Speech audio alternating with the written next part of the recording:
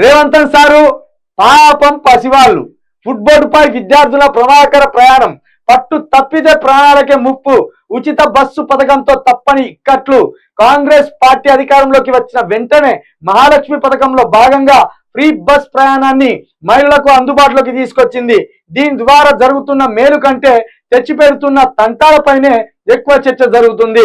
ఉచిత బస్సు ప్రయాణంతో బస్సుల్లో కిక్కిరిసిన రద్దీ కనబడుతుంది. అయితే దీనికి తగ్గట్టుగా బస్సులను ఏర్పాటు చేయడంలో మాత్రం ప్రభుత్వం విఫలమైంది. ప్రమాదకరంగా ప్రయాణాలు మారుతున్నాయి. ఈ మధ్యనే ఒక మహిళ ఫుట్బోర్డ్ మీద ప్రయాణిస్తూ కింద పడి త్రుటిలో ప్రాణాపాయం నుంచి తప్పించుకున్న విషయం తెలిసిందే.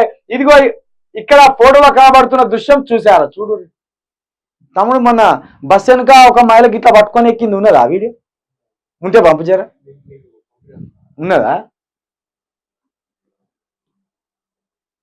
ఇది వేరే వెళ్ళి అరే పోయినట్టున్నదిలే.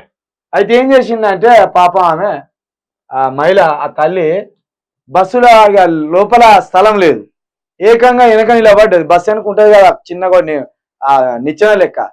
మరి ఎన్ని కిలోమీటర్లు పోయిందో ఆ తల్లి, ఎక్కడ దాకా పోయిందో కానీ భారీ సాహసమే చేసింది. ఓ బస్సు పోతే ఇంకో బస్సు, లేకపోతే ఇక 2 కాళ్ళు ఇచ్చింది దేవుడు కాబట్టి నడుచుకుంటూ పోతాం. మరి ప్రాణం ఒక్కటే కదా, ఈ ప్రాణం పోతే ఇంకో ప్రాణం రాదు కదా. జర మహిళలను చంపడానికే పెట్టింది ఆ రేవంత్ రెడ్డి ఉచిత బస్సు ప్రయాణం. ఇగో ఈ చిన్నపిల్లలను కూడా చంపడానికే పెట్టినట్టున్నాడు. జర తల్లులారా, మీ పిల్లలు లాంగులో ఎక్కడన్నా స్కూళ్ళలో చదువుతా అంటే ఓ 4 బస్సులు తప్పిపోయినా మంచిదే కానీ బిడ్డ సురక్షితంగా ఇంటికి రార్రి, ఇట్లా ఏలాడుతూ పోకుర్రి.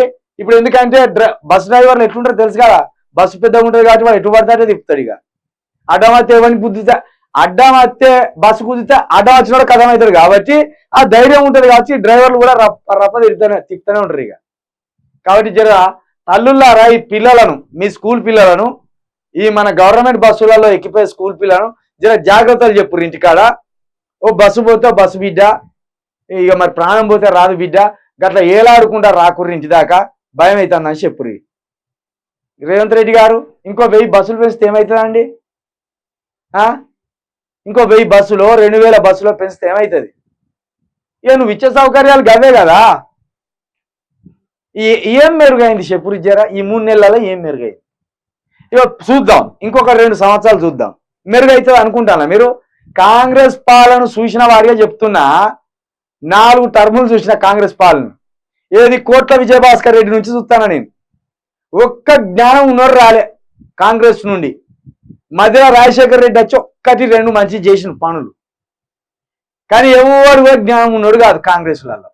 ఎప్పుడు కక్క తాగుదామా ఇవన్నీ నుంచే అని ఆలోచనలు ఉన్నారు. కాబట్టి ఈ బస్సులు అట్టే ఉన్నాయి. ఎప్పుడో మన తాతల నాడు తయారు చేసిన బస్సులు అవే నడుస్తాయి.